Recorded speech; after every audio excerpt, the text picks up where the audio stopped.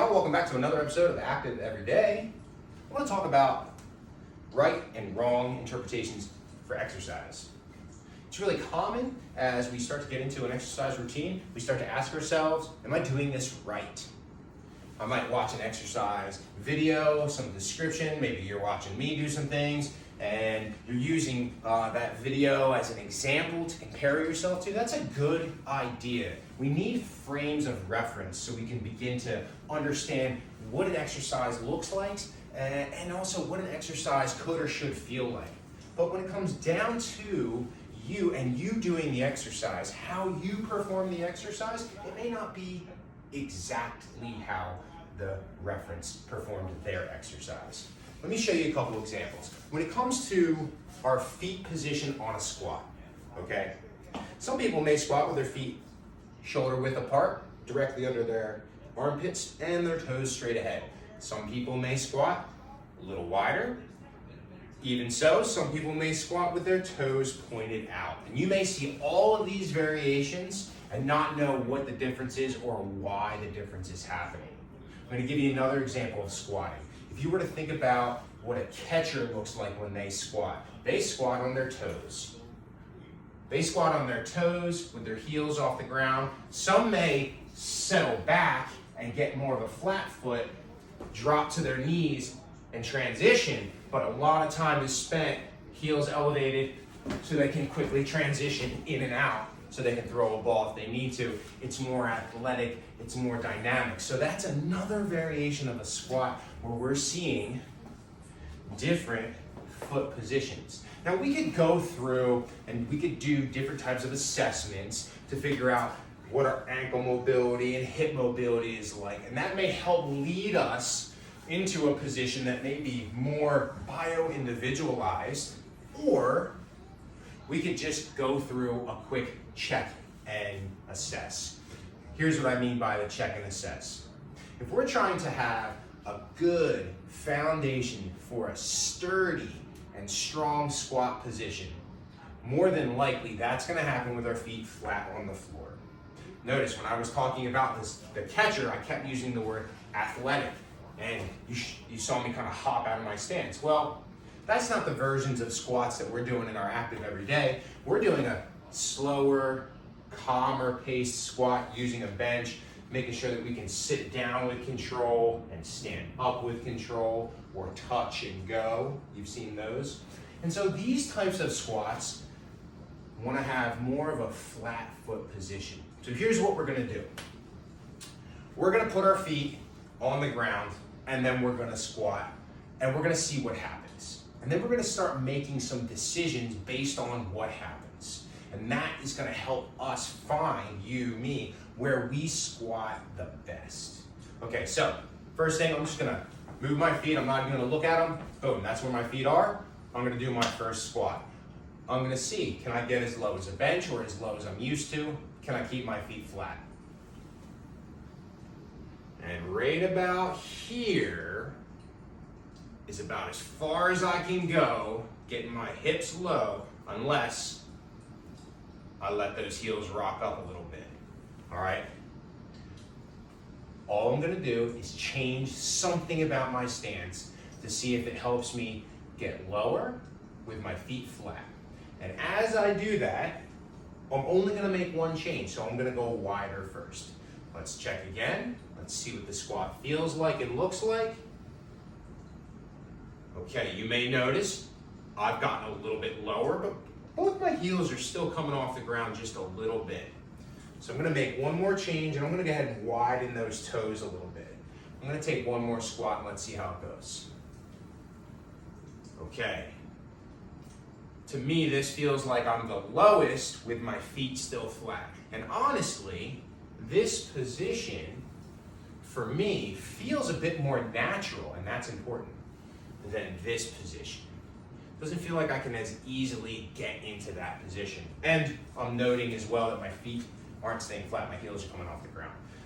So for my own assessment, a little wider and toes out felt more natural, but the most important there as well, I was able to keep my feet flat on the ground throughout the rep. And that's what you need to do for yourself as well. You get to use these references, me moving or some other coach that you're watching move, but then you've got to bio-individualize how things are going. Now, one more step ahead of that.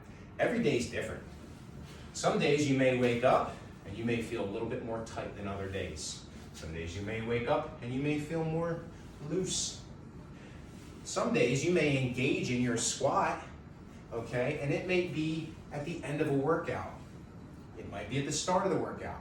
What I'm getting at is we may arrive to our exercise patterns at different conditions or different states in our body.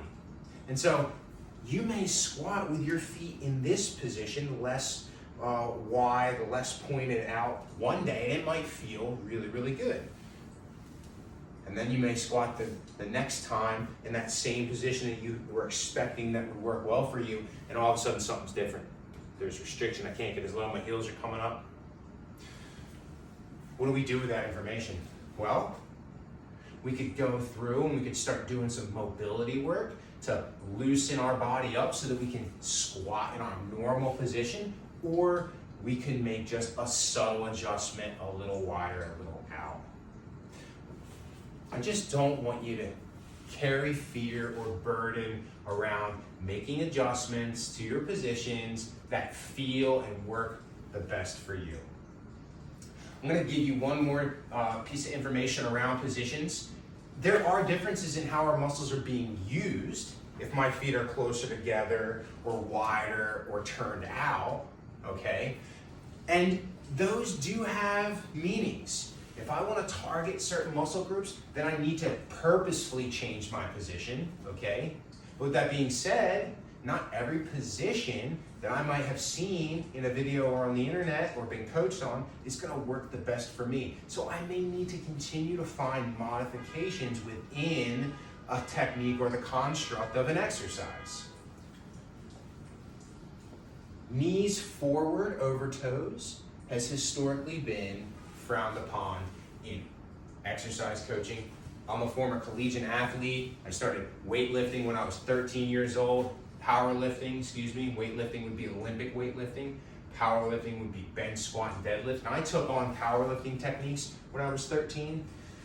I was coached constantly to get my weight back.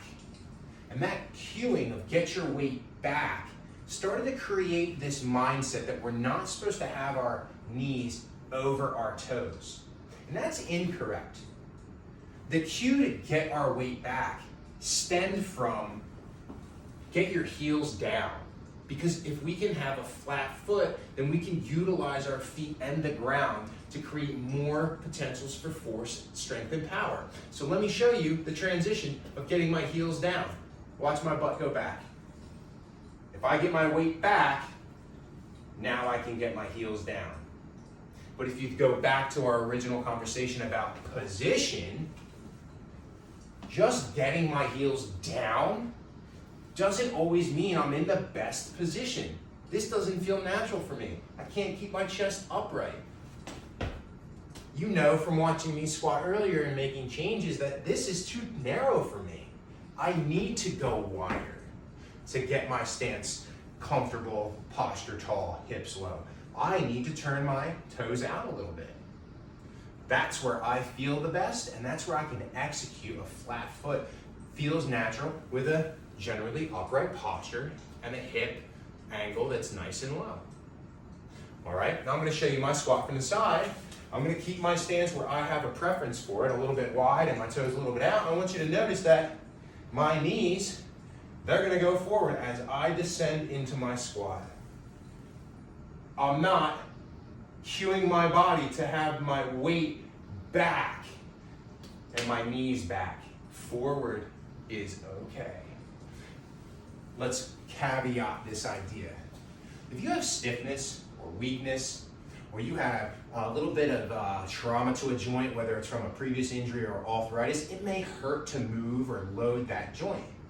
So, if you spend a lot of time squatting with your weight back, knees back, or no time squatting, well, the construction of your knee might not be ready for knees forward in a position that feels comfortable. You may feel some draw across the front of the knee that presents as minor pain, tension, stretch, restriction. I've heard clients describe to me, it feels like something's gonna tear or pinch, or I just can't get lower. That's all relevant. That's something that comes up that we may need to do some mobility work, some soft tissue work for the structure of the knee to allow for the joint to move without restriction and without pain. But let's come back to what we were talking about. We were talking about weight back to get the heels down or adjusting the width and angle of our stance. When we shift that weight back, we take ourselves into a position that's not conducive to really translate into other exercises or into real life. When we widen that stance and we open that stance and we can keep our feet flat, now we're in a position we can do things with our upper body and we can get a nice squat. So there's a lot of different ways that we can make changes in our position, okay?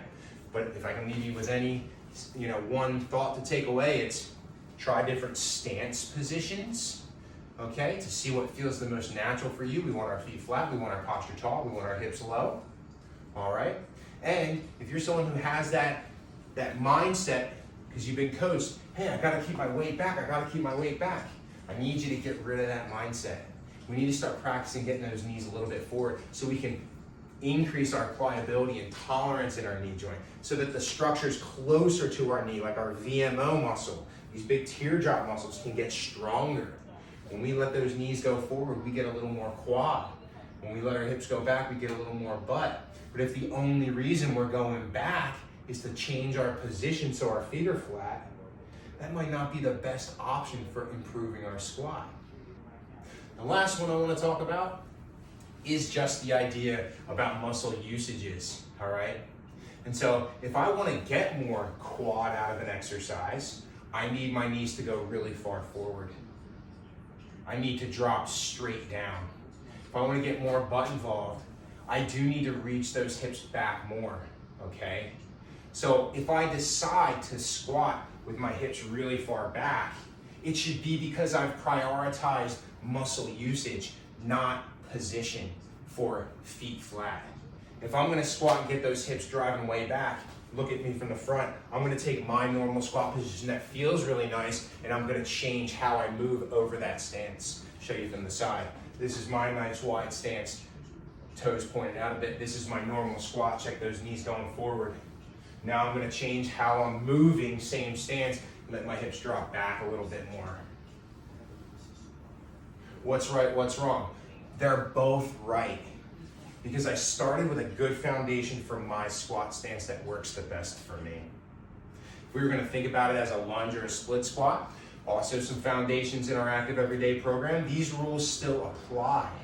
I'm gonna do a split squat as our example. If I take a nice big stance, I've got a lot of options on where I can stack and load my body. I could come straight down. I could move more forward. I can move back a little over my back leg. Well, I have a split stance, they're all split squats, but where my load traveled changed the demand on my legs. Forward, more quad, front leg. Centered, more shared between my front back leg and some glute. I start coming really far back, I'm really challenging my back leg. Well, what's right? Well, all three are right. It just depends on what you're working on and what you're trying to get out of the exercise. Okay, Coach Andrew, so then what should I be doing? I don't really know where I'm at in this whole exercise program. I'm still kind of a beginner here. I'm still figuring out how to use my body. What should I do?